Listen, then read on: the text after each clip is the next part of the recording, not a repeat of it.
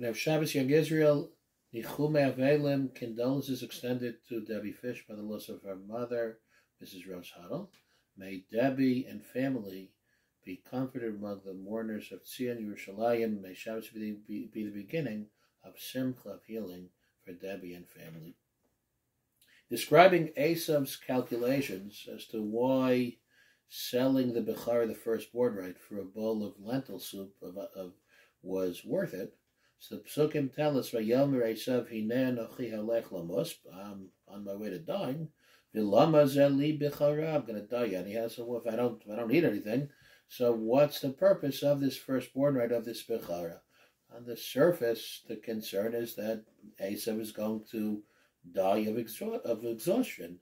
Yet, says Rashi, citing the Gemara in Masechah Sanhedrin, hineh anochi halech lamos was a different calculation. Omar Esav. What's the nature of this firstborn right? Bechara means before the sin of the egel, of the golden calf, that the firstborn would do avodah, would do the service in the Beis HaMikdash. And Omar Lo, Yaakov explained to him, Kama asaras vonshinu misos teluyin ba. A lot of serious restrictions that are associated with being a bechar, with bringing karbanos, with doing service in the Beis HaMikdash. After all, shesuya yayin, pruei rosh. As the Mishnah tells us in Masechah Sanhedrin, that if one is drunk, or has even drank a revius lug, a quarter of a lug of yayin, of wine, or one's hair is too long. So elu hen shavamisa, one does the avodah, one is subject to death in the hands of Hashem. So Omar said, Esav, ani halech lamosal yada, to be a bechar, it's too big a responsibility for me to do avodah and have to abide by these restrictions to make sure I have a haircut and I can't be tamei and I can't drink. It's too hard for me. Imkain ma chayfetz liba. What do I need it for? And says the pasuk, Vayivez Esav es habechara. Yaakov proceeds to purchase the bechara from Esav.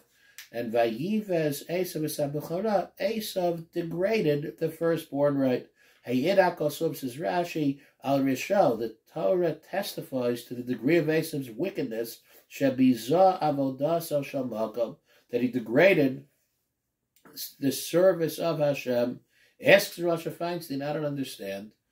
Esav isn't degrading the avodah. On the contrary, Esav is showing, the way we just explained, a tremendous amount of respect towards the temple service. After all, if he acknowledged that, you know what, it's the high standards, their high expectations, their difficult regulations, and I'm not up to the task.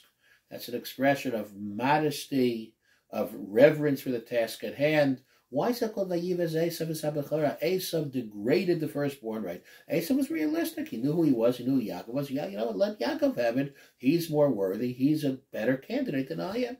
Explains Rav Malsha, apparently, we learn from here that when one is charged with a task, if a person has the opportunity to do a mitzvah, a person has an obligation. So there's no such thing as shirking responsibility based on not being up to the task, based on being, I'm afraid I'm going to ruin it. I'm afraid I'm going to fail. I'm afraid I'm not a big enough tzaddik. I'm going to become defiled. I'm not going to follow the rules. You do the best you can. Lo nitna tar l'malachei yashar. It's a Torah not given to angels. Torah is given to human beings. When we're charged with a task, when we have an opportunity to do a mitzvah, we have an opportunity to serve our communities, to serve HaKadosh Baruch Hu. So we can't be intimidated by failure. We're not perfect.